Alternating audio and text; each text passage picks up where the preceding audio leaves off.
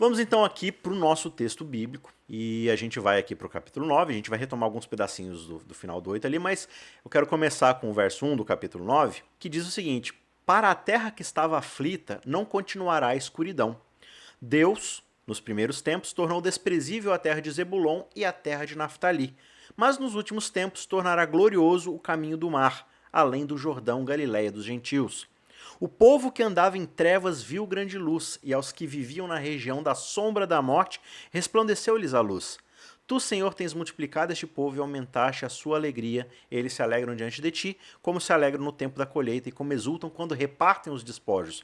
Porque tu quebraste o jugo que pesava sobre eles, a vara que lhes feria os ombros e o cetro do seu opressor, como no dia da vitória sobre os midianitas. E aqui ele segue descrevendo, a gente já vai avançar um pouco mais no texto, mas antes da gente ir para esse miolo aqui, que eu acho que é o mais legal, mais bonito, antes a gente tem algumas coisas aqui para tratar, que é esse contexto que começa meio estranho. Ele está falando aqui de escuridão, de trevas, e está falando que existe um pessoal aqui, um grupo determinado que foi desprezado, que é a terra de Zebulon e Naftali.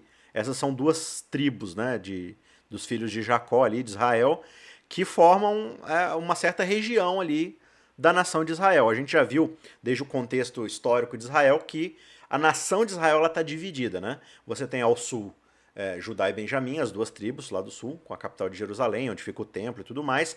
E ao norte você tem as outras 10 tribos, da qual Zebulon e Naftali fazem parte. Eles ficam, né, sem a referência do templo, sem o trabalho sacerdotal ali, e você vai percebendo na história de Israel do Norte que eles estão o tempo todo no meio da idolatria, os reis são reis ímpios que não se voltam para Deus. Você tem uma intensidade muito maior do papel profético ali naquela região. E aqui a gente começa descobrindo que Zebulon e Naftali é uma terra desprezível. Por que será que isso está acontecendo aqui? Qual que é o contexto sociopolítico, religioso, econômico que está acontecendo nessa introdução do capítulo 9, Jarson? No início do capítulo 9, está conectado ao capítulo 8, você percebe que Zebulon e Naftali, essas tribos que você citou, estavam afundadas na idolatria.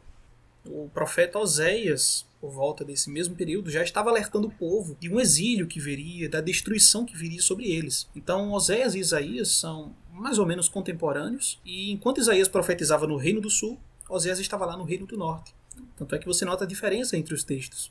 Isaías fala mais sobre a profecia voltada para o reino de Davi, a linhagem davídica, enquanto que no Reino do Norte, Oséias falava mais sobre os problemas da aliança mosaica. Mas Isaías aqui está falando que para esse povo que estava em transgressão da aliança mosaica, Deus havia feito resplandecer a luz.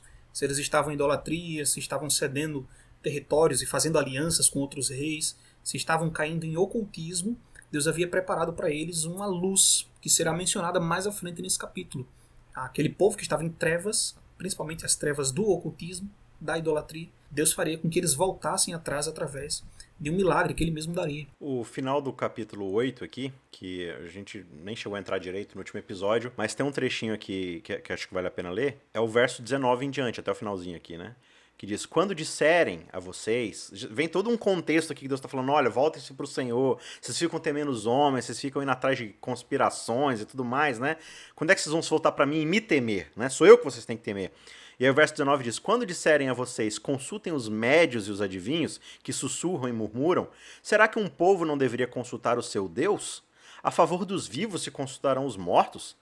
E aí vem um verso que é muito conhecido e às vezes a gente usa ele meio descontextualizado, né? Às vezes, mas ele diz o seguinte, a lei é o testemunho. Se eles não falarem segundo esta palavra, jamais verão a luz do alvorecer.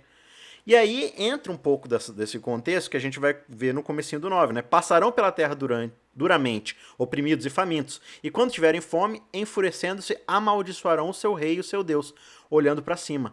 Olharão para a terra e eis aí a angústia, escuridão e sombra de ansiedade, e serão lançados em densas trevas. Então aqui, Mateus, a gente já consegue ver um pouco da situação espiritual que o povo se encontrava, né?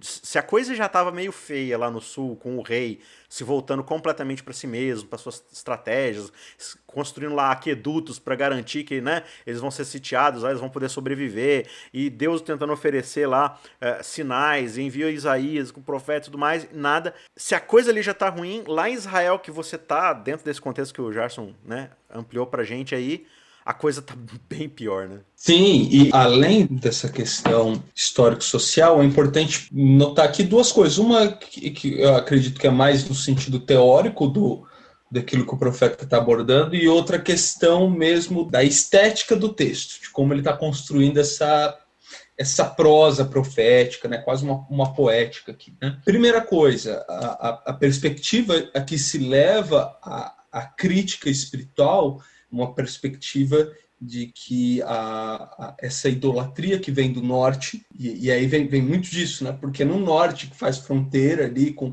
os povos de onde vem a idolatria, então a gente vai ver aqui uma movimentação geográfica no texto, onde essa crítica é feita, e isso é relevante, inclusive, para aquilo que a gente vai falar depois. Essa questão da crítica ao norte, ao rei do norte, às coisas do norte.